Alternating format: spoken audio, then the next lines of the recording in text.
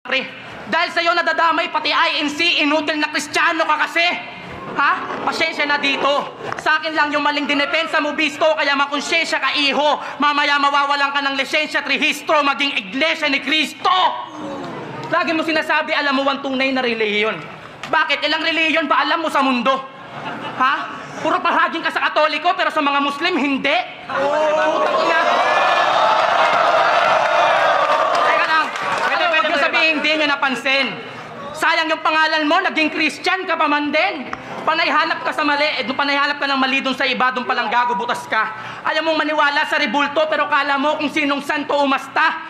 Bilan na kayo pampaswerte, sabi ng tindera. Swerte pala bakit binibenta? Tingin mo, tama ka ba dun? Tama ka? Tama ka? That's a fact. O tama ka pala bakit galit ka? Alam mo, tama ka na, galit ka pa, lakas ng tama mo ha.